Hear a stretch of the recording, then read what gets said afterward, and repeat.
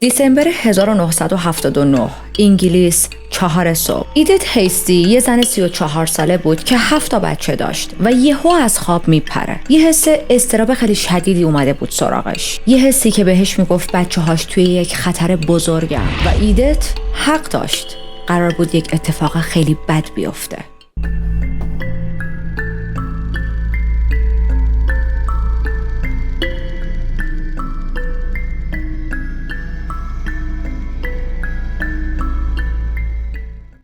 من ریتا هستم و اینجا کیس های جنایی رو براتون بررسی میکنم. اگر محتوای جنایی رو دوست دارید همین الان چنل رو میتونید سابسکرایب کنید و به جمع ما اضافه شید.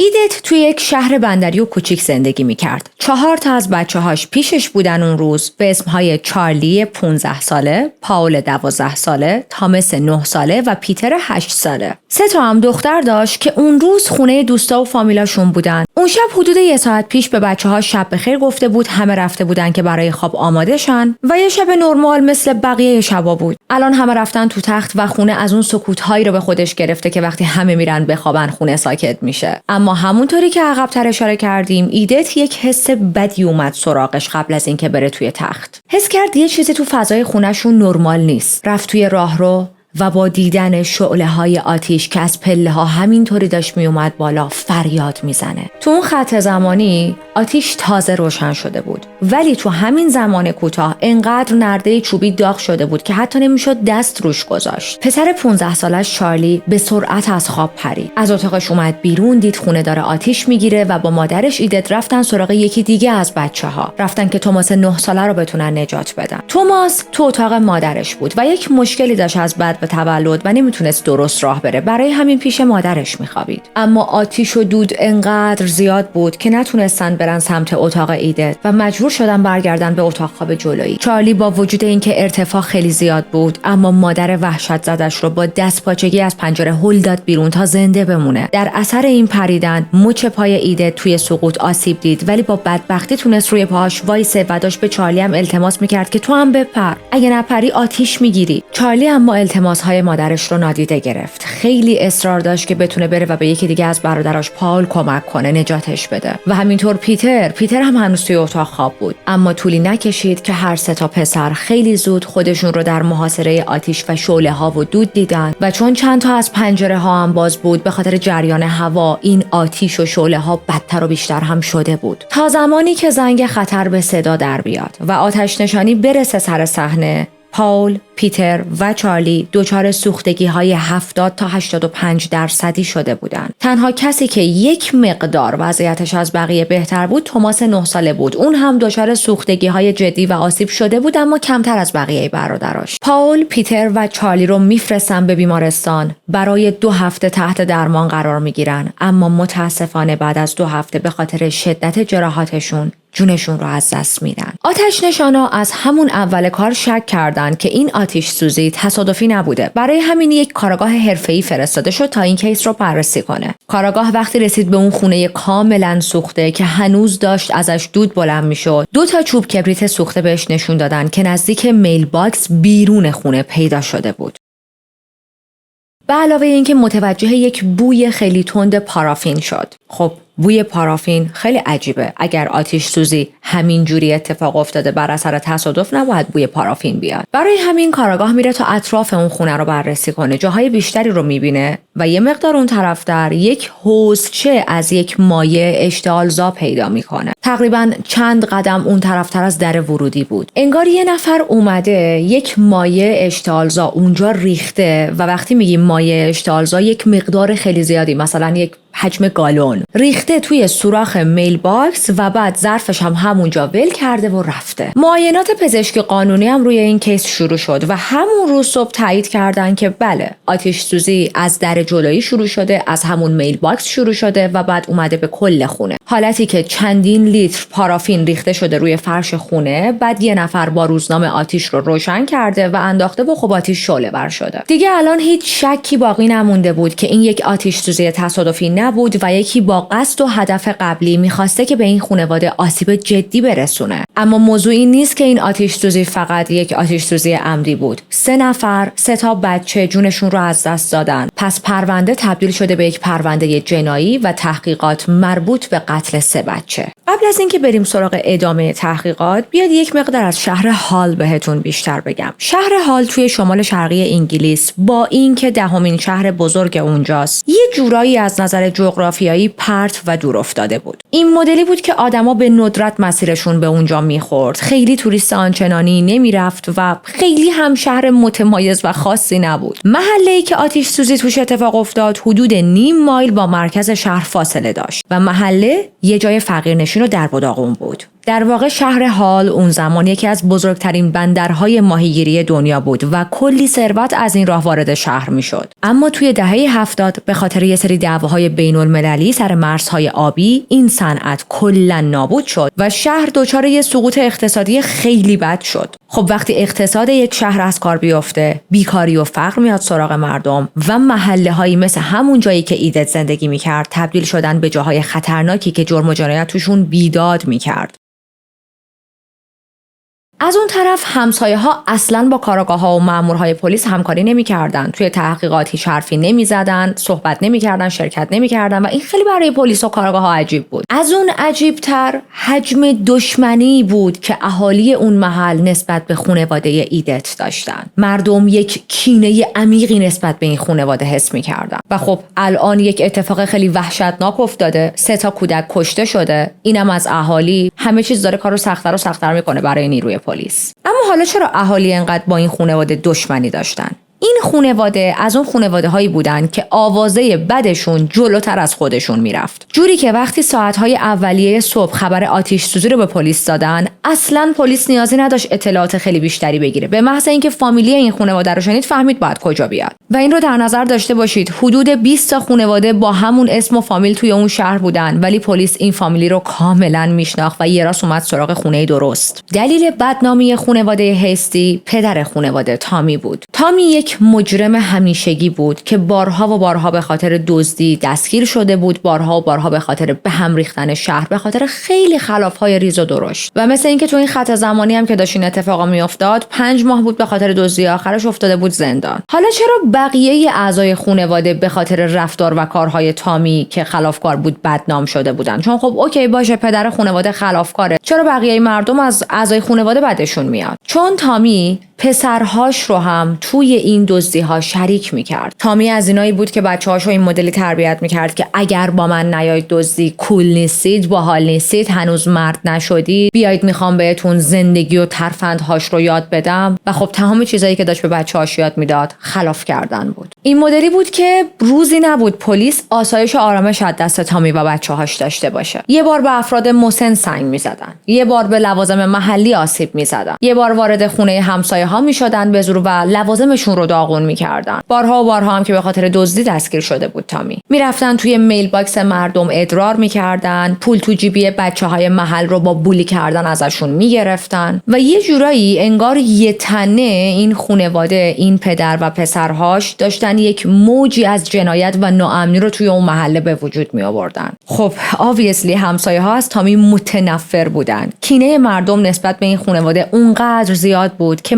مطبوعات به اونجا لقب خیابان نفرت رو داده بود. همون خیابونی که این خانواده داخلش زندگی می‌کردن. برای همین واسه پلیس ها عجیب نبود با چنین نفرتی که خیلی ها نسبت به این خانواده دارن، همچین آتش سوزی اونجا را بیفته. این موضوع باعث شد که پلیس بره دنبال همسایه‌ای بگرده که از اینا بیشترین کینه رو داشته باشه. ولی خب هیچ مظنونی پیدا نشد و خیلی از پلیس‌ها حس می‌کردن مردم محلی دارن یه سری چیزها رو قایم می‌کنن. آیا واقعا مردم محلی چیزهایی می‌دونستن و نمی‌خواستن به پلیس بگن؟ این موضوع رو جلوتر میفهمید. اما یک نکته مهمتر وجود داره راجع به همکاری نکردن همسایه‌ها و محلی‌ها با پلیس. رفتار پلیس هم با محلی‌ها خیلی خوب نبود و محلی‌ها اینجوری بودن که حالا به کمک ما نیاز دارید، ما از پلیس خوشمون نمیاد، خودتون برید پرونده رو حل کنید.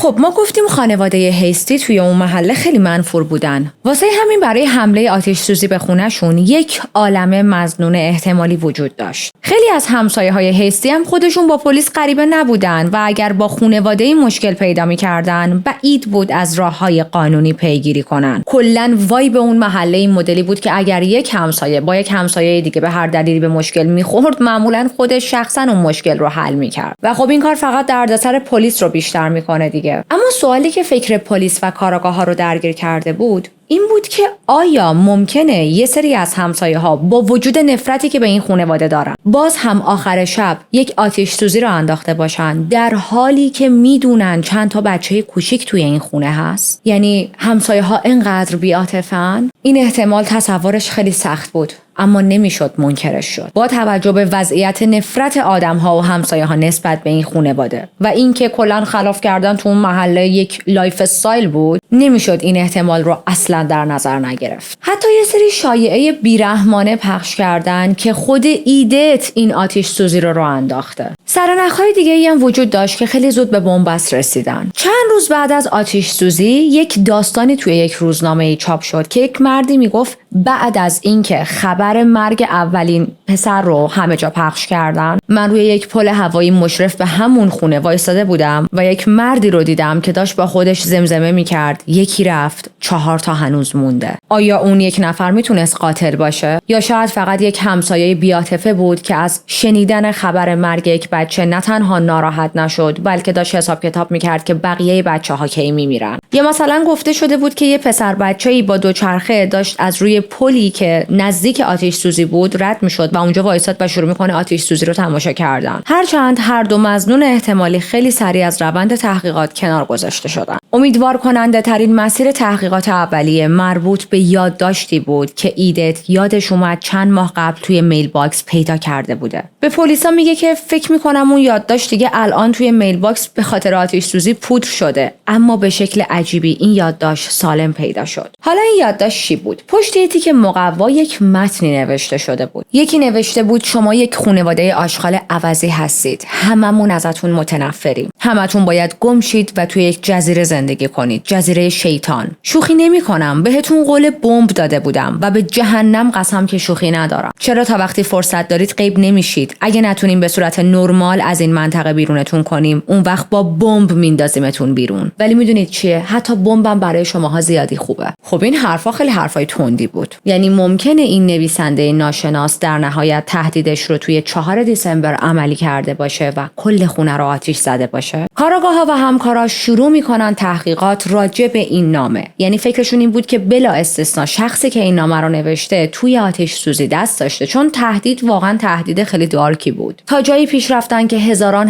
نفر از اهالی اون مناطق و اطراف رو بازجویی کردن. ازشون خواستن که دقیقاً همون متن رو روی کاغذ بنویسن تا بتونن شباهت‌های هند رایتینگ رو با هم دیگه مقایسه کنن. و خیلی زود شخصی که اون هند رایتینگ رو داشت پیدا شد. اما اون آدم یک مرد یا زن جوون و تنومند نبود. یک خانم بسیار مسن و ضعیف و رنجور بود که بارها و بارها از دست این خانواده آسیب شده بود. بارها و بارها این خانواده بهش آسیب رسونده بودن. اتفاقا این خانم همون نزدیکی‌ها زندگی می‌کرد و متاسفانه بچه‌های خانواده به همراه پدرشون همیشه این خانم مسن رو آزار میدادن. خب الان شخصی که این نامه تهدیدآمیز رو ارسال کرده بود پیدا شده، اما کاراگاه‌ها بر این باور بودن که این خانم مسن نمیتونه آتش افروز باشه. اما ایدت اصلا شک نداشت که قاتل یا قاتلین بچه‌هاش از داخل همسایه‌هاش هستن. همسایه‌هایی که مدام از رفتار پسراش شکایت می‌کردن. مراسم خاکسپاری 3 تا پسر هیستی توی 4 جنوری سال 1980 برگزار شد. جمعیت عزادار توی یک صبح یخبندون در حال راه رفتن بودن. دوربین‌های تلویزیون محلی صحنه رو داشتن ضبط می‌کردن و یک چیزی نشون داده میشه. ایدت در حالی که بسیار عصبانی بود داشت سر تماشاچی‌ها داد می‌زد که کار یکی از شما حرومزاده‌ها بوده. یکی از شماها توی این خیابون قاتله و بچه‌های منو کشته.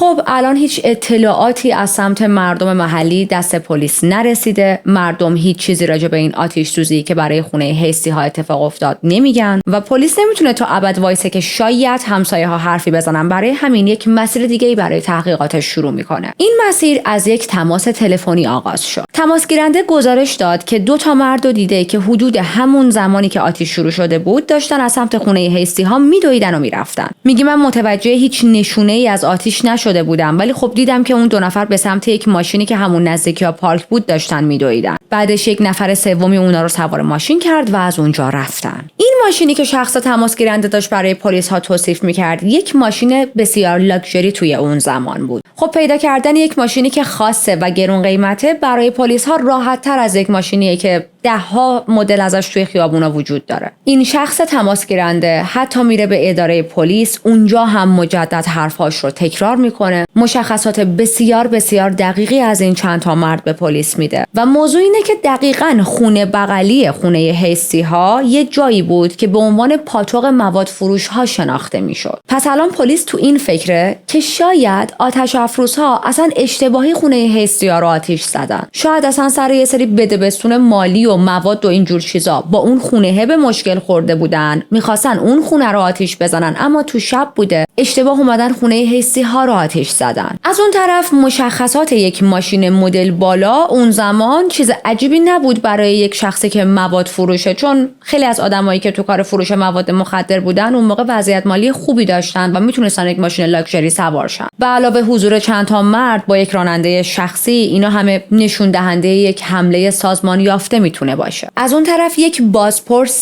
بازپرس پزشکی قانونی که اومده بود و صحنه رو داشت چک میکرد یک حرفی زده بود توی کیس. گفته بود که مدلی که آتش سوزی راه افتاده نشون میده که شخصی که آتش رو انداخته تجربه داشته، تازه کار نبوده. و خب معمولا آدمهای خلافکار اینجور چیزا رو بیشتر بلدن دیگه، نه یک کسی که رندم راه میره و تصمیم میگیره حالا بذار یه جور آتش بزنم. پلیس به سرعت میره که آمار بگیره از شبکه‌های همیشگی خبرچیناشون. یه سری خبرچین داشتن بین خلافکارهای محلی و خب توی شرایط خاص میرفتن سراغشون. برای این کیس هم همین کار رو میکنن. بعد ببینید این منبع‌های خبرچین انقدر محکم بودن و انقدر نفوذ داشتن تو زندگی بقیه خلافکارا که ما بقیه خلافکارای بزرگ با خودشون حتی تو خواب هم نمیدیدن که اوکی مثلا فلانی و فلانی جاسوس پلیس، رفیق ما، همکار ما در واقع داره با پلیس همکاری میکنه و ممکنه یه سری چیزا رو به وقتش در ازای پول یا دستگیر نشدن توسط پلیس بره به پلیس بگه. ولی خب پلیس با بعضیاشون حسابی بده بستون داشت. این رو هم در نظر داشته باشید که معمولاً جرم‌هایی که توش مرگ بچه‌ها اتفاق میفته اغلب از قانون سکوت خلافکارها جدا میشه. یعنی در واقع وقتی که یک کودک یا چند کودک به قتل میرسن انقدر همه خشمگین میشن که حتی خلافکارها هم هر اطلاعاتی که میتونن و دارن به پلیس ها میدن.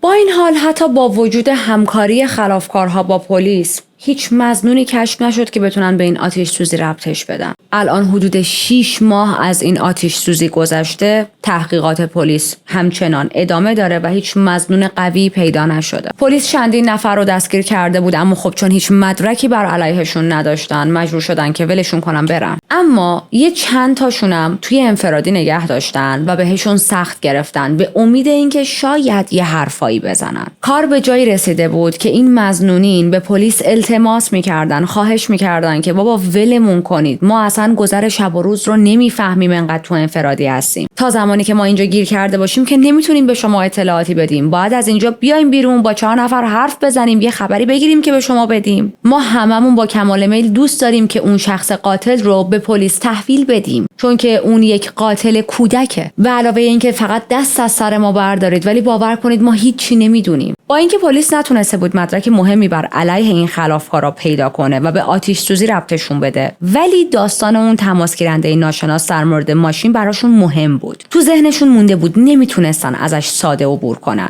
خب در نهایت این خلافکارها رو ول میکنن که برن، چون واقعا هیچ چیزی بر علیهشون نداشتن. اما میرن سراغ همین تماس تلفنیه. شخصی که شاهد بود با وجود اینکه شب بود و فقط نور کمی توی خیابون وجود داشت، اونم اون زمانهای قدیم که شهرها معمولا نورشون خیلی کمتر بود و خیلی تاریک‌تر بودن، اما این شاهد به پلیس راحت تونست دیتیلز زیاد بده. مثلا رنگ و مدل ماشین رو تونست بگه، رنگ و مدل لباس اون دوتا مرد رو تا حد خیلی زیادی تونست به پلیس بگه، در حدی که دکمه های روی تیشرتشون رو هم داشت میگفت که این رنگیه، این مدلیه. و خب چند تا از چیزایی که میگفت با حقایق شناخته شده درباره آتش سوزی همخونی نداشت. اول از همه این که اون تنها کسی بود که توی اون منطقه این ماشین و این آدم‌ها رو دیده بود. دومی که هرچی بیشتر باهاش صحبت می‌کردن و ازش سوال می‌پرسیدن، جزئیات بیشتر و عجیب‌تر یادش میومد و به پلیس میگفت. جزئیاتی که یه جورایی غیر ممکن بود یک آدم توی چند لحظه نگاه کردن به چند نفر این همه دیتیلز بفهمه. سومی که برای پلیسا این سوال بود که تو چجوری تو اون تاریکی تمام این جزئیات رو دیدی؟ چطور ممکنه تو تا حتی دکمه اشخاص مهاجم رو هم دیده باشی؟ نمیشه که. در نهایت پلیس به این نتیجه رسید که این شاهد یک آدم متوهمه که فقط و فقط دنبال جلب توجهه و اصلا نمیشه روی حرفاش حسابی باز کرد.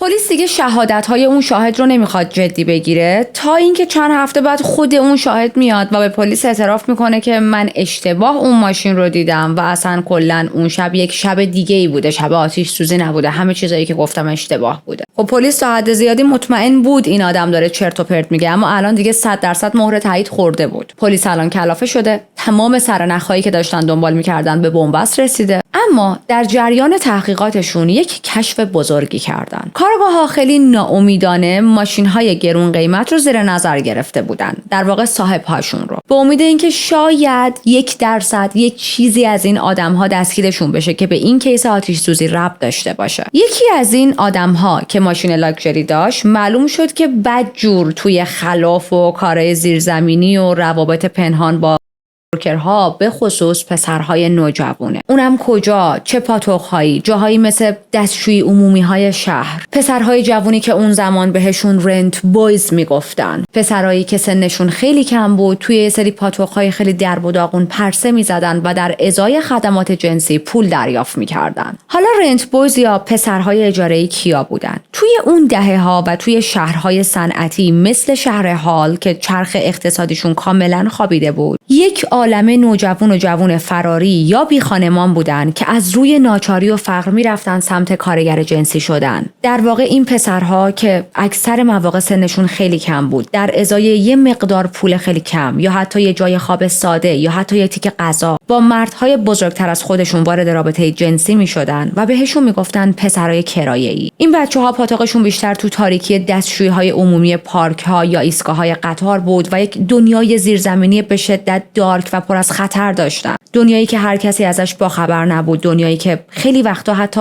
زنده ازش بیرون نمی اومدن. بله، خیلی هاشون به خاطر همین بیکسی و بیپناهی طعمه قاتل‌های سریالی یا آدم‌های مریض می‌شدن. و خب چون مادر و پدر و خانواده‌ای نداشتن که نگرانشون بشن، پلیس هم خیلی پیگیر گم شدنشون نمی‌شد. اکثر مواقع اصلا کسی نمی‌فهمید که این بچه‌ها حضور خارجی دارن که حالا گم شدن یا نشدن. آیا ممکنه آتش افروز با این دنیای مخفی ارتباطی داشته باشه؟ خب پلیس فعلا تا همین حد جلو رفته بود و چیز بیشتری برای پیگیری نداشت. الان جون 1980 شده. افرادی که توی رده بالاتر هستن دارن به کارگاه این کیس فشار میارن که باید کیسو ببندی، نیروها رو باید بفرستیم جاهای دیگه و یه جورایی این آخرین تیر پلیس توی تاریکی بود. پلیس دوباره برمیگرده به تمام مدارکی که پیش رو داشتن، به تمام چیزهایی که شاید اون لحظه توی تحقیقاتشون خیلی مهم به نظر نرسیده، اما چیز مهمی بوده و اشتباه پلیس بوده که خیلی بهشون دقت نکرده. لابلای این مدارک یک تماس دیگه‌ای پیدا میکنن، تماسی که ردیابیش نکرده بودن، اما خب شاید پلیس رو به جایی میرسون، شاید هم نه. ماجرا چی بود؟ بعد از آتش سوزی خانواده هیستی توسط پلیس رفتن توی یک منطقه دیگه‌ای و خب اونجا مشغول به زندگی شدن، جای موقتی بهشون دادن تا حالا بتونن خونه‌شون رو اوکی کنن و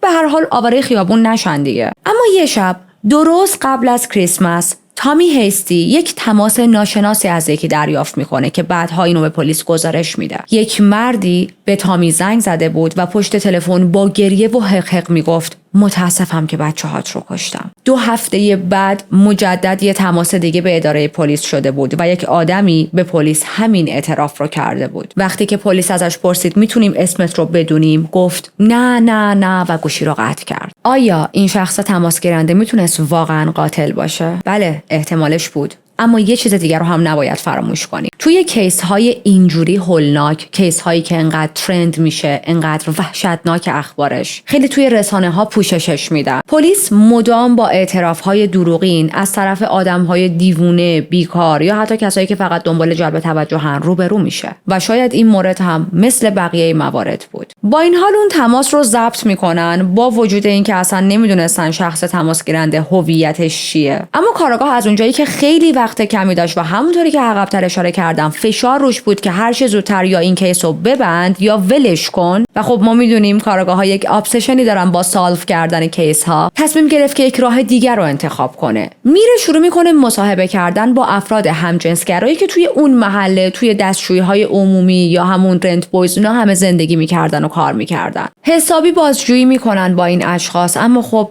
به هیچ چیز خاصی نمیرسن و هر چقدر بیشتر و بیشتر با آدم‌ها صحبت میکردن بیشتر میفهمیدن که خیلی داره رد پای قاتل کمرنگ‌تر میشه. چرا؟ چون داره زمان میخوره به کیس و ما اینو تو کیس های قبلی با هم بارها و بارها بررسی کردیم. کیس هایی که زمان درگیرش میشه حل کردنش خیلی سخت میشه، چون مدارک کم رنگ میشه، چون حافظه آدم‌ها گاهی اوقات کوتاه مدت کار میکنه راجع به بعضی از جزئیات، نمیتونن چیزای خیلی خوبی به پلیس بگن. اما کارآگاه کیس نمیخواست بیخیال شه و میخواست با تمام این پسرهای اجاره‌ای و این کارگران جنسی یا افراد همجنسگرایی که اونجا کار میکردن صحبت کنه. بین کسایی که ازشون بازجویی شد یه پسر 19 ساله وجود داشت، پسری به اسم بروس جورج پیترلی که ما میخوایم تا انتها همون پیتر صداش کنیم. پیتر توی تابستون 79 به عشق بروسلی که یه جورایی بوتش بود اسمش رو عوض کرده بود و دلیل این که این شخص نظر پلیس رو خیلی به خودش جلب کرد این بود که همون ابتدا به کارآگاه گفت که آره من چارلی هیستی رو میشناختم، نه تنها میشناختم بلکه باهاش در ارتباط هم بودم و ظاهراً پیتر با چارلی رفتارهای خیلی خوب و شایسته‌ای نداشته. پس الان یک ارتباط قطعی بین پسر بزرگ هیستی ها و اون پاتوقای مخفی شهر ایجاد شده.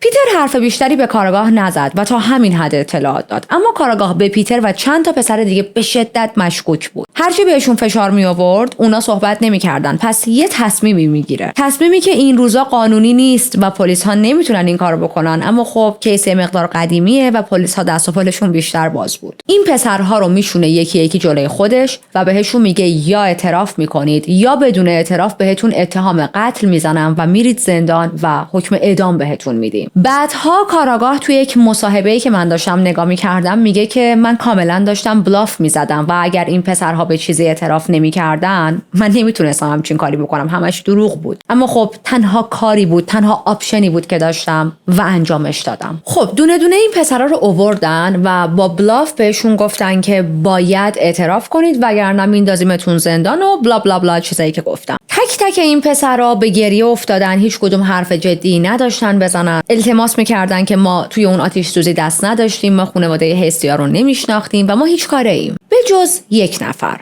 پیتر رو آوردن پیش کارآگاه، حقوق قانونیش رو براش خوندن و کارآگاه بهش یک حرفی زد. گفت ببین پیتر، میخوام باهات رو راست صحبت کنم. یک حسی، یک چیزی به من میگه که تو توی آتش سوزی که برای خانواده هیستیا اتفاق افتاده دست داشتی. من میدونم کارهای ناشایسته که با چارلی کرده بودی و مشکلاتی که بینتون بود باعث شده که یک آتش سوزی را بندازی. درست حس میکنم؟ کارآگاه اصلا انتظار نداشت پیتر بهش چنین جوابی بده، اما پیتر به کارآگاه میگه من قصد نداشتم اونا رو بکشم ولی اتفاق افتاد. ترفند کارآگاه جواب داد. کارآگاه با یه حالت همدردی باهاش میره جلو، چون که فهمید الان وقت این نیست که بخواد بهش سخت بگیره و سرش داد بزنه و کاری کنه که پیتر بترسه و اطلاعات بیشتری نده. حالتی باهاش جلو رفت که واقعا چرا؟ مگه چارلی چیکار کرده بود؟ مگه چه مشکلی داشتی که باعث شد تو بری و خونه اونا رو آتیش بزنی؟ و پیتر هم شروع میکنه تعریف کردن که من به خاطر انتقام گرفتن از چارلی اون خونه رو آتیش زدم. میگه چارلی همیشه منو مسخره میکرد و به خاطر یه سری از کارهای جنسی که با هم میکردیم مدام از من پول میخواست. از یه جایی به بعد من دیگه نمیتونستم بهش پول بدم و وقتی که دید من بهش پول نمیدم من رو تهدید کرد که اگر به پول دادن به من ادامه ندی من ماجرای رابطمون رو میرم به پلیس ها میگم. اما این تنها انگیزه پیتر نبود.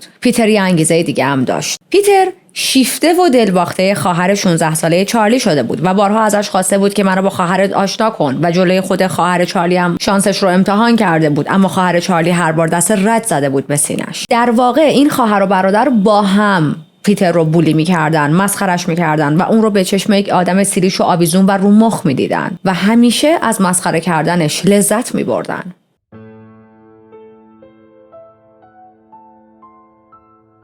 پیتر ضریب هوشی بسیار پایینی داشت و توی یادگیری هم مشکل داشت. برای همین مدام بین همسن و سالاش بولی میشد و تحقیرش میکردن. حتی وقتی کارآگاه پیتر رو برای بار اول دید، اصلا براش این موضوع جای شک و تعجب نداشت. پیتر تو همون نگاه اول مشخص بود که یک جوون عادی نیست. بدنش بد فرم بود، دست راست و پای راستش تغییر شکل داده بودن و لنگ میزد. عادت داشت دست راستش رو روی سینه‌اش نگه داره. لباسهای کهنه و داغون میپوشید و کاملا هم مشخص بود که سوء تغذیه داره. در واقع پیتر یک لقب داشت و همه اون رو پیتر احمق صدا میزدن. از این مدلایی بود که تو همون برخورد اول ممکن بود آدم دلش براش بسوزه. کارآگاه راجع به شب 4 دیسمبر از پیتر سوال میپرسه و پیتر اون شب رو اینجوری به یاد میاره. میگه که اون شب با خودم یهو فکر کردم که باید برم و خونه چارلی رو آتیش بزنم، به خاطر اینکه اینجوری میتونم حسابی بترسونمش و خب این کار رو هم کردم. بعد تعریف کرد که چطوری یه ظرف پر از پارافین برداشته، یه مدت طولانی توی تاریکی زیر پل هوایی وایساده، همه جا که کاملا ساکت شده، بعد راه افتاده سمت خونه اینا. بعدش با دیتیلز توضیح داد که چطوری مسیر خونه هیستی ها رو پیاده رفته، پارافین رو از سوراخ میل باکس ریخته داخل و بعد از اینکه 2 بار نتونسته کبریت ها رو روشن کنه، در آخر یه تیکه روزنامه رو آتیش زده و هول داده داخل خونه تا پارافین گر بگیره. خب ببینید این همه جزئیات رو کارآگاه به رسانه‌ها نگفته بود و این میزان جزئیات توی هیچ روزنامه‌ای پخش نشده بود.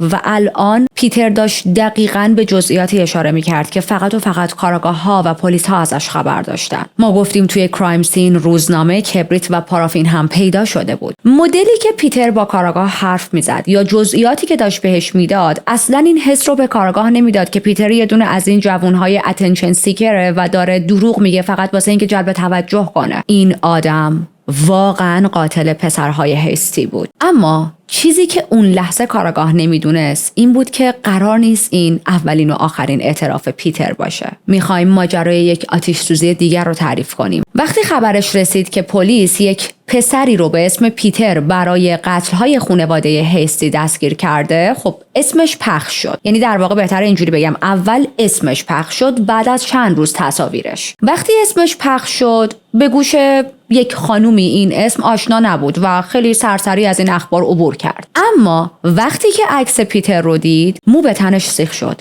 و اینجوری بود که من این پسر رو میشناسم. در واقع این خانم اسم پیتر رو هم میدونست، اما یادتونه عقب‌تر اشاره کردم و گفتم که پیتر اسمش رو عوض کرده بود به خاطر شخصیت بروسلی. برای همین وقتی اول اسم پیتر رو خوند نفهمید که این همون پیتره. این خانم با وسواس و دقت اخبار مربوط به آتش سوزی رو دنبال میکرد به خاطر یک اتفاقی که برای خودش افتاده بود. جون سال 1979 خودش هم درگیر یک آتش سوزی توی خونش شده بود و باور داشت که این آتش سوزی عمدی بوده. ماجرا از این قرار بود که این خانوم یه شب با همسایه‌اش تو خونش شب نشینی داشت، همسایه‌اش ازش خدافظی میکنه میره خونه خودش و این خانوم داشت آماده میشد که بره بگیره بخوابه. قبل از اینکه بره بخوابه یه سایه رو از پشت شیشه در جلویی میبینه و اون فرد، اون سایه، وقتی متوجه نگاه این خانوم شد فرار کرد. این خانوم حتی یادشه که یک دستی رو دیده که از سوراخ میل باکس اومده تو، ولی این خانوم نترسیده بود چون این شخص رو میشناخت. این خانم میدونست که اون شخص پیتر احمقه. بله، این لقبی بود که همه پیتر رو باهاش صدا میزدن. پیتر همون نزدیکی‌ها زندگی میکرد، همه به چشم یک آدم شیرین عقل بهش نگاه میکردن، میدونستن که معمولا اطراف خونه ها پرسه میزنه، کارهای عجیب غریب میکنه، ولی نه اونقدر عجیب غریب که خطرناک باشه. این خانم میره تو تخت، اما خیلی زود با صدای داد و فریاد مردم که داشتن میگفتن آتیش آتیش را افتاده از خواب بیدار شد. فوراً رفت توی اتاق دختر 7 سالش سامانتا تا بتونه اونو از توی اتاق بیاره بیرون. اما خب اون خانم توی ماهای آخر بارداریش بود، نمیتونست خیلی خوب راه بره، نمیتونست سری حرکات رو راحت انجام بده و برای پیدا کردن راه خروجش از خونه واقعا به مشکل خورده بود. انقدر دود توی همون چند دقیقه اول تو کل خونه زیاد شده بود که در آخر این خانم و سامانتا نتونستن راه خروج رو پیدا کنن. مجبور شدن یه گوشه اتاق پذیرایی دراز بکشن به امید اینکه کمک به موقع بهشون برسه. خوشبختانه هم مادر و هم اون دختر 7 ساله نجات پیدا کردن، زنده موندن، اما خب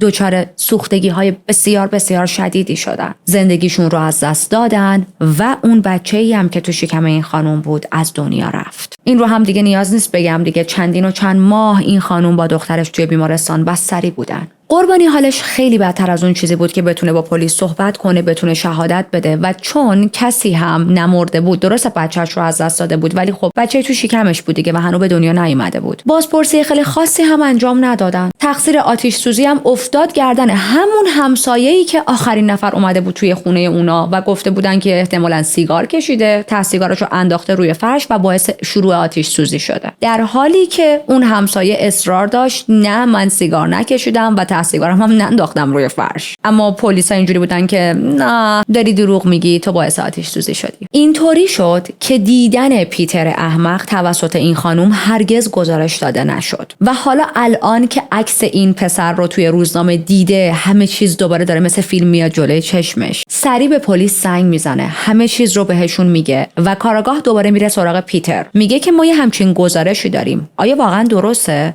اون آتش سوزی هم تو رو انداخته بودی؟ و پیتر خیلی صادقانه میگه که آره، اونجا هم من با آتش کشیده بودم. وقتی ازش درباره انگیزش پرسیدن گفت فقط انجامش دادم. یکی رو میشناختم که از اون زن خوشش نمیومد، منم گفتم که خب خونش رو آتش میزنم. کارگاه بیشتر بهش فشار آورد و پیتر یک اعترافی کرد. گفت ببین من از آتش خوشم میاد، واقعا خوشم میاد، من عاشق آتشم. کارگاه ازش پرسید آیا در واقع یک آتش افروز همیشگی که ممکنه تو گذشته هم با راه انداختن آتش‌های بیشتر آدم‌های دیگه‌ای رو کشته باشی؟ کارگاه خیلی شانسی این سوال رو پرسید. اصلا انتظار اعتراف نداشت، اما پیتر یک مکث طولانی کرد و بعد جواب داد آره، حق با شماست. من یه بار یه بچه کوچیک رو هم کشتم.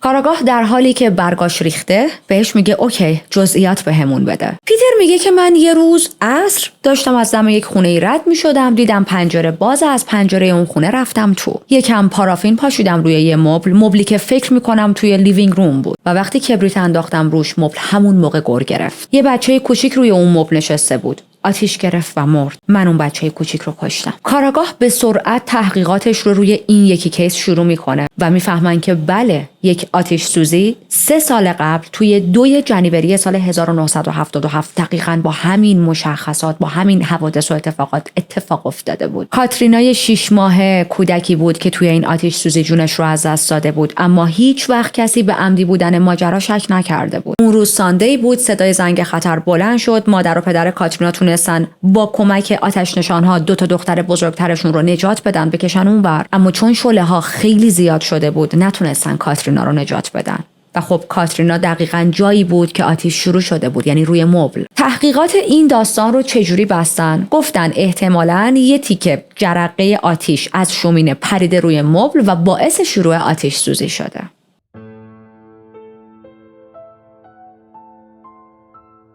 چیزی که این ماجرا رو وحشتناکتر می‌کرد این بود که پیتر 16 ساله اون موقع بین تماشاچی‌ها وایساده بود و داشت خاموش شدن آتش رو نگاه می‌کرد. داشت به شعله‌های آتشی که خودش رو انداخته با هیجان و حیرت نگاه می‌کرد. و اون زمان پلیس نفهمید که خود قاتل و آتش افروز بین جمعیت وایساده و داره به شعله‌های آتشی که راه انداخته بود نگاه می‌کنه و پلیس فقط چند قدم باهاش فاصله داره. اما بیایید بی‌دقتی پلیس رو هم در نظر بگیریم. هیچ کس توی این کیس به این موضوع توجه نکرد که آتش خیلی سریع پخش شده که این نشون میده یک ماده‌ای مثل پارافین بدون شک در کار بوده و باعث شده که آتش سرعت بگیره. به علاوه این که حتی اگر از شومینه یه آتش بیفته روی مبل نمیتونه اینجوری آتیشو به این سرعت زیاد کنه. میدونید منظورم چیه؟ یک جرقه ممکنه باعث آتش سوزی بشه، اما انقدر در عرض چند دقیقه شعله‌ها شدید نمیشه. پیتر انگار از اعتراف کردن خوشش اومده بود. پاشو فراتر هم میذاره و یک اعتراف دیگه ای میکنه. میگه من کارهای بیشتری کردم. چند نفر دیگرم کشتم. فکر کنم 4 نفر دیگرم کشتم. نه، بیشتر از 4 نفر بود. کاراگاه بهش میگه داری راجع به پسرهای هیستی صحبت میکنی؟ میگه نه، اون 3 نفر رو که گفتم کشتم، به جز اونا منظورمه آتش سوزی های دیگه ای رو انداختم. میگه یه پسری بود که این پسر هم مدرسه‌ای من بود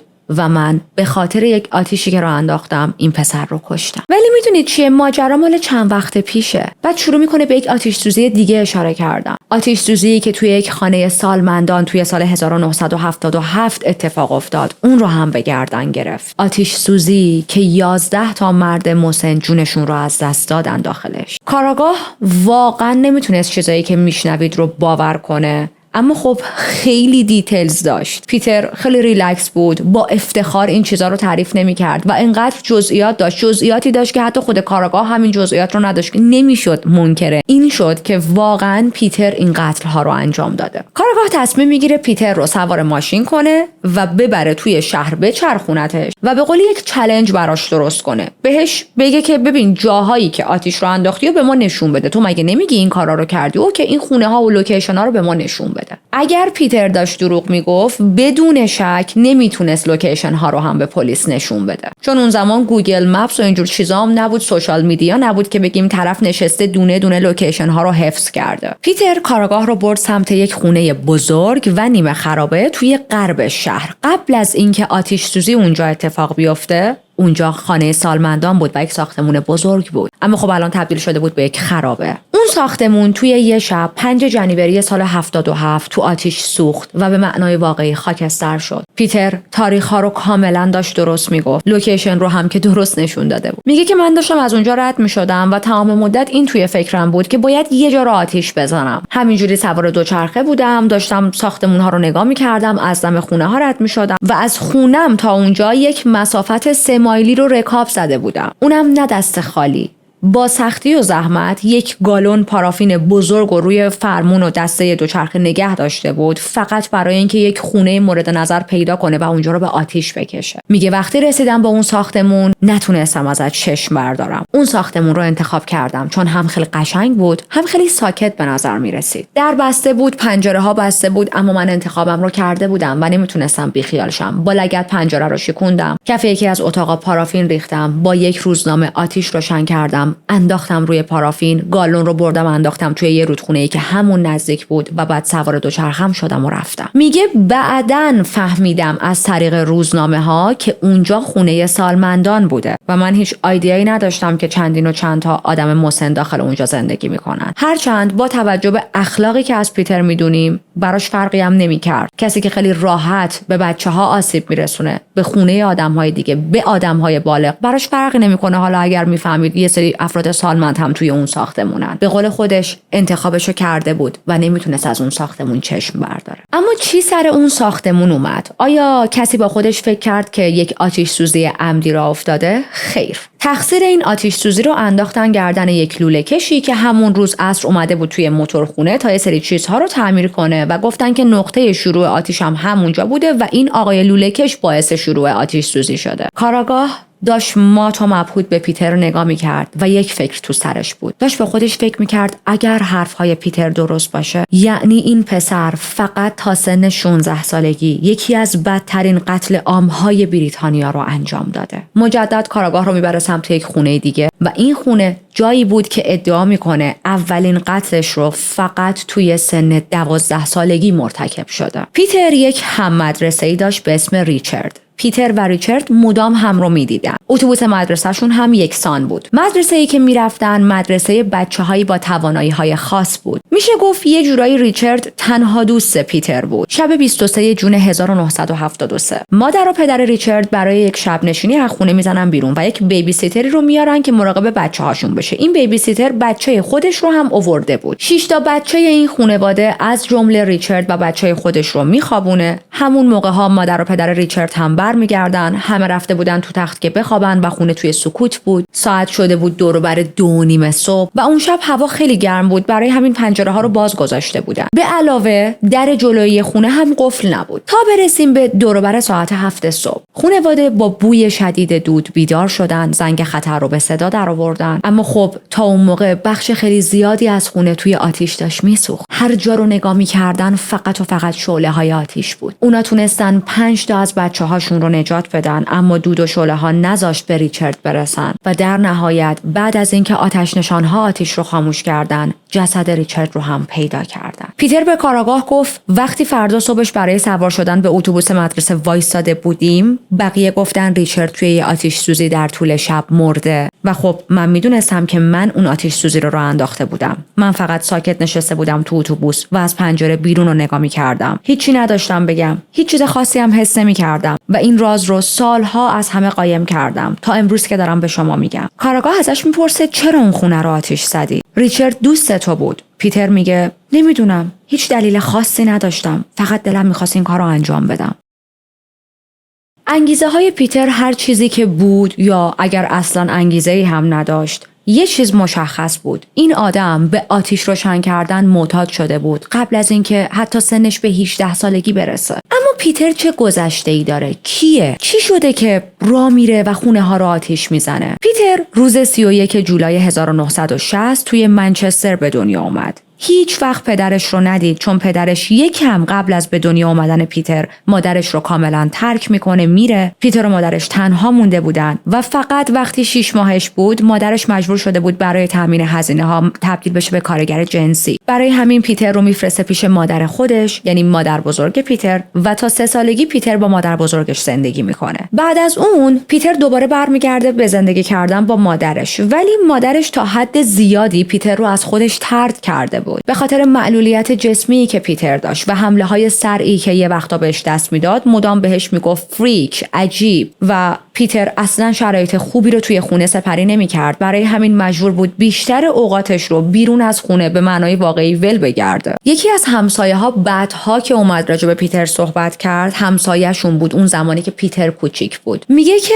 مادر پیتر زن خوبی نبود. آدم بچه‌هاش رو اینجوری ول نمی‌کنه. آدم بچه‌هاش رو همینطوری نادیده نمیگیره. مهم نیست که اون بچه‌ها چه شرایط فیزیکی داشته باشن یا هر چی. شما اگر یک سرپرست خوب باشی، بچت رو همینجوری ول نمی‌کنی. پیتر با یک عزت نفس بسیار بسیار پایین بزرگ شد. عزت نفسی که بین خیلی از آتش افروزها رایجه. توی محله هیچ کس دوستش نداشت. همه یه سر بولیش می‌کردن، همه یه سر دست مینداختنش، بهش نیکنیم داده بودن، اونو پیتر احمق صدا می‌زدن. تا سن 9 سالگی که پیتر دچار یک عشق و عاشقی با شعله‌های آتش شده بود. پیتر عاشق آتش بازی بود. خیلی وقتا همسایه‌ها می‌دیدنش که پیتر یه گوشه‌ای داره با یه سری لوازم کوچیک آتش‌های کوچیک روشن می‌کنه، اما خب هیچ وقت فکر نمی‌کردن میتونه این کار خطرناک بشه در آینده. نگاهشون اینجوری بود که خب این که خلوچل دیگه، فیری که دوست داره با آتش بازی کنه. توی همون سن خیلی کم یک کارگاه چوب خیلی بزرگ رو آتش زد. خوشبختانه توی این آتش سوزی هیچ شخصی آسیب ندید و کسی نمرد، اما خب یک خسارت خیلی زیادی وارد شد به صاحب اون کارگاه. بعد از اون یه محوطه خرید خیلی بزرگ رو آتش زد. آتش سوزی که خسارت 17,000 پوندی به بار آورد. و دقت کنید 17,000 پوند توی اون زمان. همسن و سالای دیگه اش میگفتن اون از این که نمیتونسته کارایی که بقیه بچه‌ها میکنن و انجام بده خیلی کلافه بود، از این که توی هیچ جمعی قبولش نمیکنن، از این که هیچ کس نمیتونه باهاش صمیمی شه. همیشه هم به دور و بریاش میگفت معلولیت من باعث شده که من به خیلی از آرزوهام نرسم. یکی از بزرگترین آرزوهام این بود که بتونم توی کشتی ماهیگیری کار کنم، اما خب هیچ وقت نمیتونم چون من معلولم. کمرنگ بودن نقش مادر و پدر توی زندگی پیتر انقدر زیاد بود که پیتر اکثر عمرش رو توی پرورشگاه‌ها گذرونده بود. مشخص نیست واقعا موقعی که پیتر توی سن نوجوانی بود مادرش نمیتونست ازش نگهداری کنه به خاطر شرایط مالی بد یا نمیخواست ازش نگهداری کنه. اما تو همون خط زمانی بود که با پسرهای اجاره‌ای با این شبکه آشنا شد. دنبال شغلم میرفت، خب بالاخره به منبع درآمد نیاز داشت. مثلا برای یه مدت توی یک استادیوم محلی کار میکرد. یکی از کارمندای استادیوم بعدها میگه که من خیلی دلم برای این پسر میسوخت به خاطر اینکه بقیه یک سر مسخرهش میکردن حتی توی محیط کار. اما پیتر اینجوری بود که انگار اصلا این حرفها رو نمیشنید.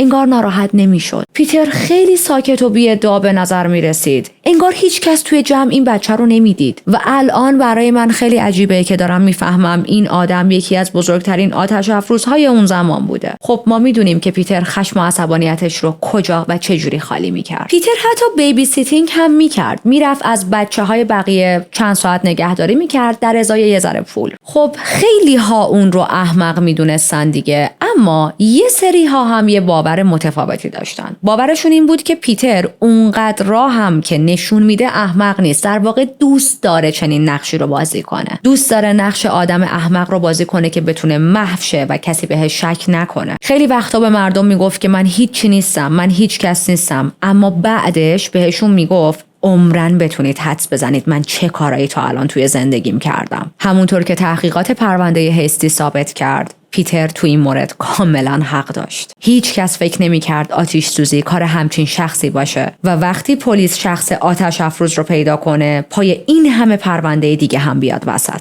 پیتر توی تمام سالهای نوجوانیش مدام آتش را مینداخت. خیلی از این آتش‌ها خسارت مالی زد به دیگران و تعداد زیادشون هم خسارت جانی. بیشتر از 30 مورد شناخته شده هستن و موارد دیگه‌ای که یا هیچ وقت گزارش داده نشدن یا خودش هم خیلی از جزئیات رو فراموش کرده. اما وقتی به الگوی آتش سوزی نگاه می‌کنیم می‌فهمیم که آره، میتونسته کار پیتر باشه. اعترافی که خودش به کار آگاه کرد این بود: من خیلی آتش درست کردم، من خیلی آتش به راه انداختم، اونقدری که تعدادش رو یادم نمیاد.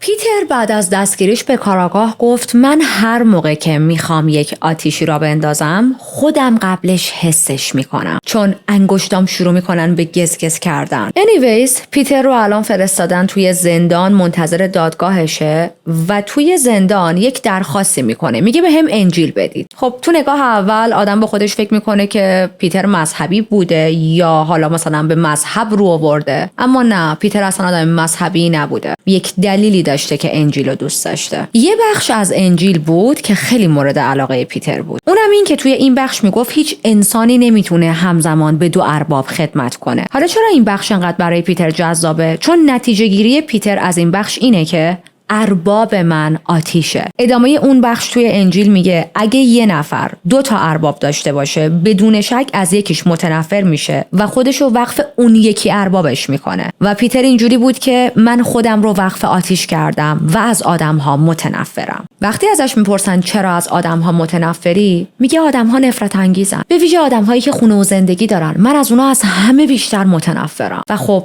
مشخص دلیلش دیگه، چون پیتر هیچ وقت خودش یک خونه و زندگی گرم نداشته، هیچ وقت محیط گرم خانواده رو حس نکرده، هیچ وقت سقف دائمی بالای سرش نبوده. مادرش وقتی میفهمه که پیتر رو برای چنین جرم‌هایی دستگیر کردن، به هیچ عنوان حس همدردی یا دلسوزی نشون نمیده. فقط بعد از دستگیری پیتر یک حرفی میزنه. اونم میگه که پیتر دنبال جلب توجه میگشته، میخواسته بره تو تیتر اخبار، این کارا رو کرده یا دروغ سرهم کرده. یعنی همدردی در حد مثلا شلغم فرنگی. نمیدونم، شاید شلغم فرنگی همدردی بیشتری نسبت به پیتر داشت. تو فاصله زمانی بین اولین آتش سوزی مرگباری که توی سال 73 بهش اعتراف کرد تا اون ماجرای آتش سوزی خانواده هستی توی سال 79، پیتر مسئولیت کشتن دست کم 26 نفر رو به گردن گرفته بود. اما ماجراها همینجا تموم نمیشه. یه داستان دیگه مربوط به 12 اکتبر سال 73 وجود داره که به آتش نشانی زنگ زدن و خبر آتش سوزی دادن، جایی که آرتر اسمیت 72 ساله اونجا زندگی میکرد. آرتر توی هر 2 تا پاش قانقاریا داشت و یه جورایی گوشه‌گیر و منزوی زندگی میکرد.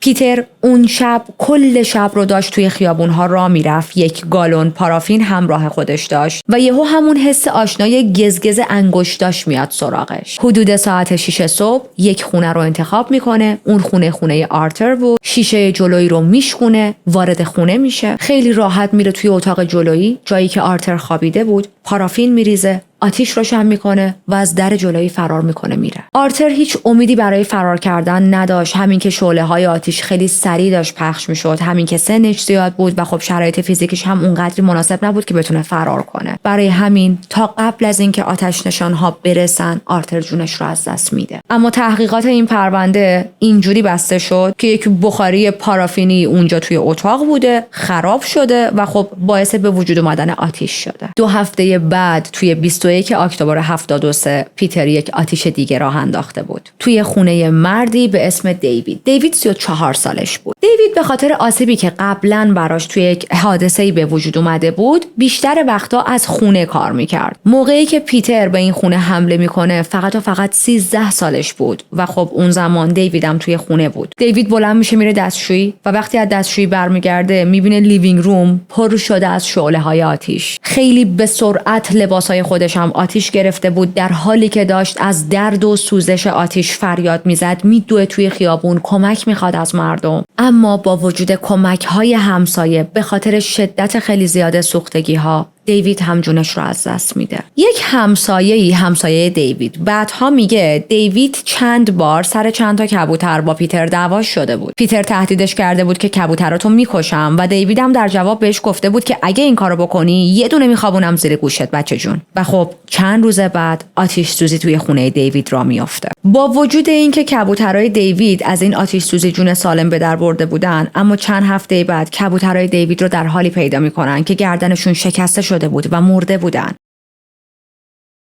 پس ما داریم پیتری رو میبینیم که حیوانها رو هم به قتل میرسونه و خیلی راحت به حیوانها هم آسیب میزنه. باز هم هیچ کس به عمدی بودن این آتش سوزی شک نکرد و همه این مدلی بودن که اوکی، این آتش سوزی به خاطر این اتفاق افتاده که جلوی شومینه یه سری لباس دیوید گذاشته بوده واسه خوش شدن و خب آتش گرفتن. بعد از اون آتش سوزی 1 سال زمان برد تا پیتر بره سراغ قربانی بعدیش. خب برای پیتری که یک سر آتش روشن میکنه این گپ واقعا طولانی بود. این بار قربانیش یک خانم 82 ساله به اسم الیزابت بود. الیزابت چشمهای خیلی ضعیفی داشت و به سختی میتونست با واکر راه بره. همسایه ها تا قبل از ساعت 10 شب متوجه میشن که خونه الیزابت آتش گرفته، شعله های آتش خیلی زیاده، میرن داخل کمکش کنن، اما خب متاسفانه الیزابت بر اثر استنشاق دود جون خودش رو از دست داده بود. استنشاق، نمیدونم درست گفتم یا نه، بعضی کلمات فارسی خیلی سختن. در نهایت میگن نقطه شروع آتش بالای تخت بوده. همه اینا یک تصادف بود دیگه، با این فرض که الیزابت عادت داشته توی خواب روی تختش سیگار بکشه و خب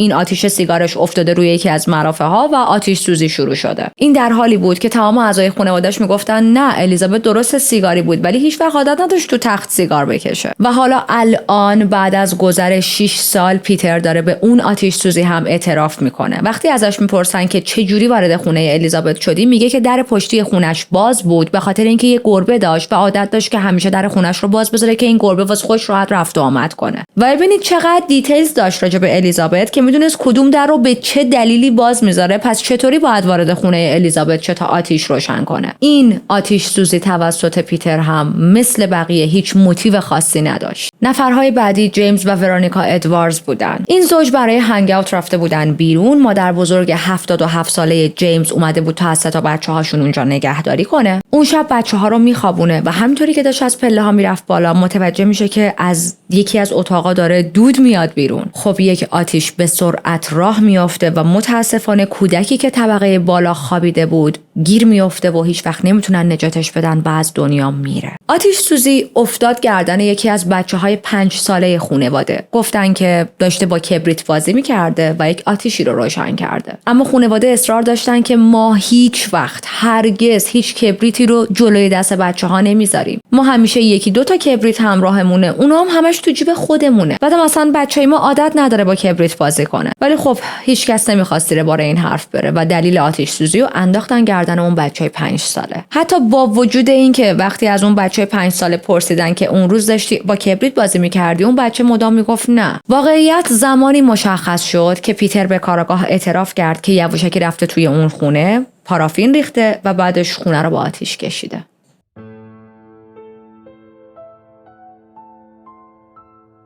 اتفاق بعدی توی جنوری 77 بود و در نظر بگیری که تا اینجا پیتر جون 11 نفر رو گرفته. اما از این خط زمانی به بعد پیتر سرعت میگیره توی گرفتن جون آدم‌های بیگناه و راه انداختن آتش سوزی. یعنی اون وقفه های چند ماهه یا 1 ساله دیگه کامل از بین میره. بریم سراغ یک آقایی به اسم پیتر جوردن که چون هم اسم پیتره من همون جوردن تا انتها صداش میکنم. جوردن ساعت 3 صبح وارد لیوینگ روم خونه میشه. با یه سری از دوستاش بود، دوستاش خوابیده بودن و یهو از خواب میپره چون یک صدایی میشنوه، صدای چند تا ضربه رو میشنوه. بعدش یک سایه‌ای میبینه و در عرض چند دقیقه یک خط زمانی خیلی کوتاه آتیش روشن میشه توی خونه. جردن با دست پاچگی میدوه طبقه بالا میره که بچه‌هایی که طبقه بالا بودن رو بتونه نجات بده. فریاد میزنه، بهشون هشدار میده که همه بیدار شن و بتونن بیان پایین. اما خب آتیش خیلی سریع داشت کل خونه رو میگرفت. با وجود تلاش‌های شجاعانه خود جردن و اهالی خونه که موقع نجات دادن بقیه بچه‌ها خیلی ها دچار سوختگی‌های بسیار شدیدی شدن، اما 2 تا از بچه‌های 7 و 13 ساله توی آتیش گیر کردن و همونجا جونشون رو از دست دادن. یکی از اون بچه‌ها بچه خود جردن بود. در نهایت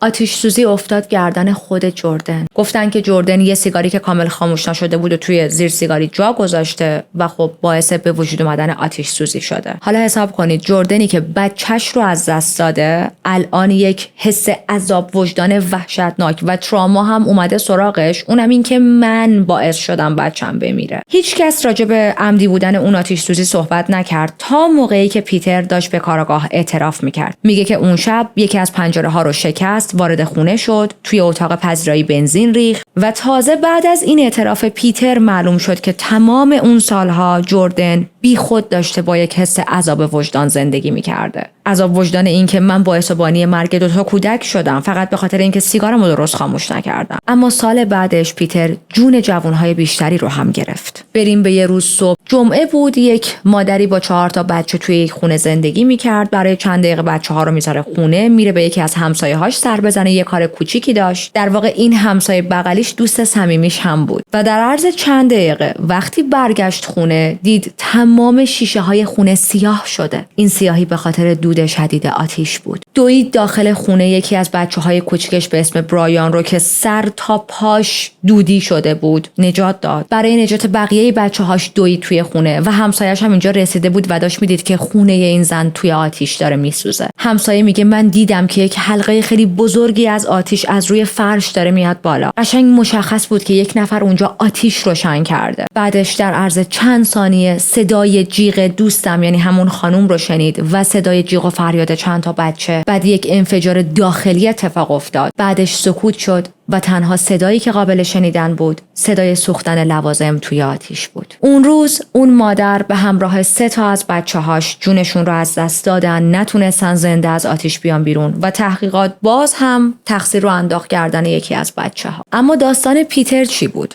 میگه که من همون نزدیکی‌ها زندگی می‌کردم. اون روز یه بطری مایع ظرفشویی که پر از پارافین بود رو زیر ژاکتم قایم کرده بودم. همون اطراف داشتم واسه خودم میگشتم و یهو دوباره همون حس گزگز تو انگشتام اومد سراغم و فقط تو سرم یک چیز بود: آتیش. اون خونه رو خیلی اتفاقی انتخاب کردم. پارافین رو از شکاف میل باکس که مستقیم میرفت توی اتاق جلویی پاشیدم داخل، یه تیکه کاغذ با آتیش روشن کردم، انداختم روی پارافین و خیلی سریع فرار کردم. پیتر یکی از پرکارترین قاتل‌های زنجیره‌ای بریتانیا بود. قبل از اینکه حتی کسی بهش شک کنه که چیزی بزرگتر از یک سیگار رو تو زندگیش آتیش زده. برای کسی با اون سطح پایین از هوش، سواد و تحصیلات، پیتر یک مکاری و توانایی خاصی توی پاک کردن رد پاش داشت نشون میداد. میدونید یه چیزی که با اون شهرت پیتر احمقش خیلی در تضاد بود. این که میتونست خیلی راحت حوالی کرایم سین پرسه بزنه بدون اینکه هیچ کسی بفهمه این آدم آتیش ها رو راه انداخته. با وجود اینکه توی اون منطقه معروف بود و خیلی ها، درسته حالا شهرت خوبی نبود ولی خب خیلی ها میشناختنش، بازم هیچ کس متوجه نمیشد که شاید 1% پیتر داره این آتیش ها رو روشن میکنه. این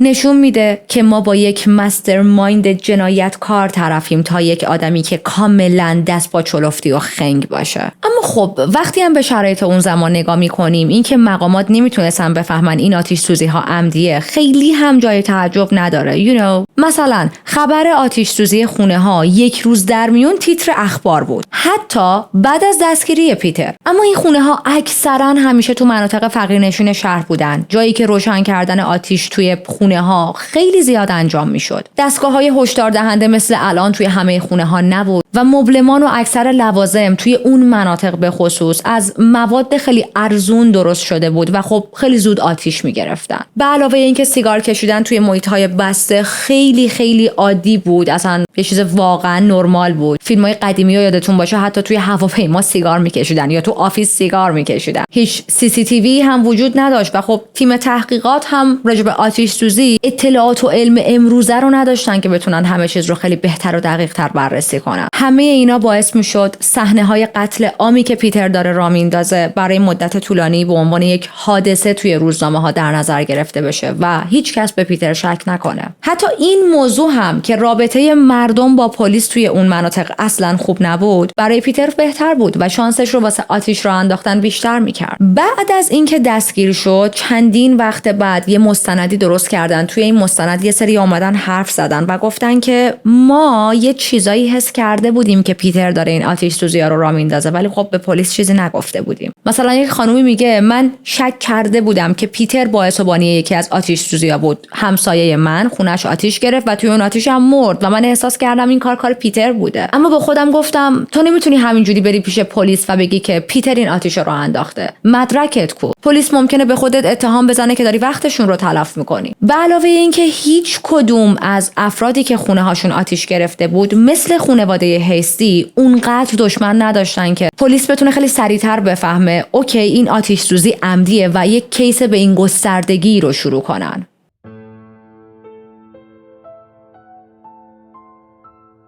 پیتر فقط توی چند تا آتش سوزی آخرش بود که به نظر میرسه توی پاک کردن رد پاش حسابی بی‌دقتی کرده و دیگه اون توجه اوایل رو نداشته. در واقع میشه اینجوری استدلال کرد که این بی‌دقتی تو انجام جنایت‌های آخرش یک ویژگی بسیار بسیار رایج بین قاتل‌های سریالیه. قاتل‌هایی که به طور ناخودآگاه بدون اینکه خودشون بفهمن یک میلی براشون به وجود میاد که توی فعالیت‌هاشون خطاهایی که مرتکب میشن بیشتر میشه و این باعث میشه که سریعتر گیر بیافتن. تو روانشناسی جنایی چند تا دلیل منطقی برای این الگوی رفتاری قاتلای سریالی وجود داره. یکیش گاد کامپلکس هست، عقده خدایی. بعد از چند تا قتل موفق، شخص قاتل فکر میکنه دیگه نامرئی شده، خدا شده و پلیس ها در برابرش ناتوانن، احمقن، هیچ وقت بهش نمیرسن. واسه همین شروع میکنه به ریسک کردن و سرنخ به جا گذاشتن. یه وقتا این سرنخ ها رو مخصوصاً به جا میذارن. میدونید میخوان با پلیس موش و گربه بازی را بندازن، ولی همین غرور زیاد آخر سر کار دستشون میده. مورد بعدی نیاز به دیده شدنه. این آدما به شدت خودشیفته هستن و دلشون میخواد برای این جنایت هایی که از نظر خودشون یک شاهکاره کردیت بگیرن. اگه هیچ وقت گیر نیفتن، اگه کسی نفهمه کی این جنایت ها رو انجام داده یا به قول خودشون کی خالق این شاهکارها بوده، چطوری اون همه شهرت و توجهی که تشناش هستن رو به دست بیارن؟ پس ناخودآگاه یک سوتی میدن که اسمشون بیاد توی اخبار. مورد بعدی اعتیاد به آدرنالینه. اولاش با یه قتل ساده اون حس هیجان بهشون دست میده، ولی بعد از یه مدت براشون دیگه عادی میشه. برای اینکه دوباره اون حس اوج رو تجربه کنن، مجبورن ریسک‌های خیلی بزرگتری انجام بدن و همین باعث بی‌دقتیشون میشه. مورد بعدی فرسودگی روانیه. ببینید داشتن یک زندگی دوگانه، پنهان کردن جسد و جنایت و این همه دروغ گفتن از یه جایی به بعد به شدت خسته کننده میشه. انرژی زیادی از قاتل میگیره. ذهن قاتل بعد از یه مدت کم میاره و ناخودآگاه یه جایی اشتباه میکنه تا این فشار تموم شه و بالاخره بتونه یک نفس راحت بکشه. مورد بعدی نیاز به متوقف شدنه. خیلیاشون توی اعماق وجودشون میدونن که کنترلی روی این اجبار یا میل به کشتن ندارن. دوست ندارن که قتل انجام بدن، اما جلوی خودشون رو هم نمیتونن بگیرن. پس یه جوری سوتی میدن که یک نفر یا پلیس بیاد و جلوشون رو بگیره. برای پیتر هم همینطوری بود. اون کبریت هایی که بیرون خونه هیستی ها به جا گذاشته بود، اون پارافین زیادی که روی زمین ریخته بود، اون روزنامه، اینا همه باعث شد که یک پایان قطعی به حکومت و سلطنت وحشتناک 6 سالش بده. پیتر رو میبرن برای ارزیابی های روانپزشکی و اعلام میکنن که پیتر از نظر عقلی سالمه و صلاحیت محاکمه شدن توی دادگاه رو داره. روز 20 جنوری سال 81 به اتهام 26 قتل توی دادگاه حاضر شد و اعلام بیگناهی کرد. باهاش یک معامله ای میکنن. میگن که تو بیا 26 فقره قتل غیر تغییر عمد رو به خاطر اینکه از نظر روانی مشکل داری به عهده بگیر، 11 فقره آتش افروزی هم قبول کن. ما هم توی حالا حکم دادن بهت یه تجدید نظری میکنیم. توی دادگاه قبول میکنه که بی‌پروا عمل کرده، قبول میکنه که هیچ وقت اهمیت نمیداده، داره کارایی که میکنه باعث میشه جون بقیه به خطر بیفته. و یه چیز دیگه که تو دادگاهش برای من جالب بود، میخوام به شما هم بگم، این بود که تو دادگاه در مورد پیتر میگن اون آتش سوزی ها تنها دستاورد واقعی تو کل زندگی پیتر بودن و واقعا هم همینطوره. وقتی به زندگی پیتر نگاه میکنیم، به جز آتش رو انداختن هیچ کار دیگه ای نکرده. قاضی توصیه کرد که پیتر برای اینکه مردم بیشتر از این آسیب نبینن، تا زمان نامعلومی باید توی یک بیمارستان روانی با حد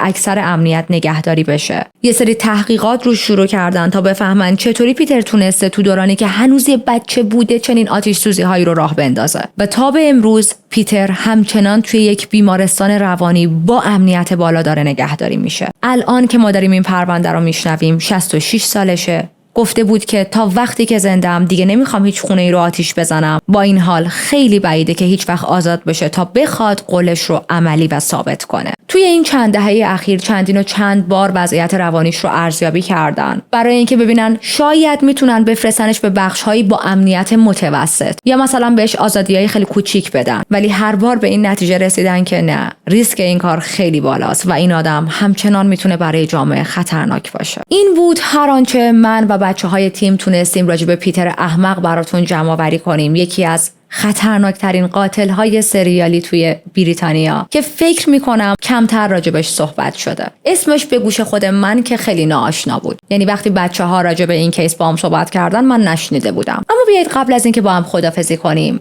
چند لحظه راجع به این همه قربانی که توی کیس داشتیم صحبت کنیم.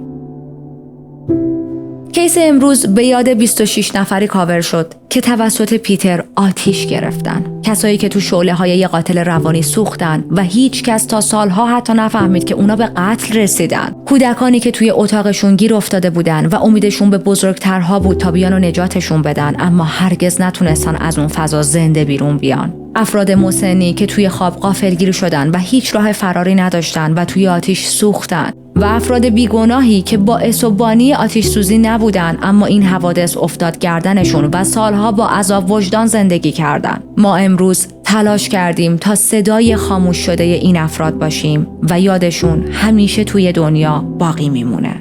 خیلی برام با ارزشه که تا همینجا با من همراه بودید. یادتون باشه که ویدیو رو لایک کنید. این کار به من و بچه‌های تیم خیلی دلگرمی میده که بازم براتون محتوا تولید کنیم. اگر هنوز کانال رو سابسکرایب نکردید و پرونده های جنایی دوست دارید، از زیر همین ویدیو میتونید دکمه سابسکرایب رو بزنید. اگر زنگوله رو روشن کنید وقتی من ویدیو جدید آپلود میکنم زودتر از همه ازش مطلع میشید. و دوست دارم بیاید توی کامنت ها نظرتون رو راجع به این کیس واسم بنویسید. 2 تا سوال دارم دلم میخواد بهشون جواب بدید. اولین سوال این که فکر میکنید 100% تمام این قتل ها و آتش سوزی ها گردن پیتر بوده؟ میدونید منظورم چیه؟ به نظرتون آیا پلیس کمکاری کرده بود یا نه؟ خیلی از این جنایت ها رو میتونستن جدی‌تر پیگیری کنن، اما خب به عنوان یک حادثه اتفاقی پرونده رو بستن و رفتن. شما چی فکر میکنید؟ فکر میکنید که پلیس بستش رو گذاشته بود اون موقع برای تحقیقات؟ و سوال 2 که خیلی جوابش به نظرم برام جالب تر میشه. واقعا فکر میکنید یک آدمی با اون سطح از هوش پایین و یک جسمی که یه مقدار مشکل هم داشت، گفتیم دست و پاش مشکل داشت، میتونه به تنهایی این همه سال بی‌نقص عمل کنه، آتیش را بندازه بدون اینکه کسی بفهمه؟ شاید پیتر واقعا اونقدر راه هم که ادعا میکرد یا بقیه فکر میکردن احمق نبوده، فقط همه دوست داشتن که باور کنن پیتر احمقه. یا شاید پیتر هم دست داشته. ما میدونیم توی محله هایی که پر از خلافه معمولاً بچه‌ها پارتنر این کرایم زیاد دارن. anyways برای من نظراتتون رو بنویسید، خیلی جالبه بیام بخونم. بازم ممنونم که تا اینجا همراه هم بودید. مراقب خودتون باشید. به زودی با یک کیس دیگه میام سراغتون. فعلا.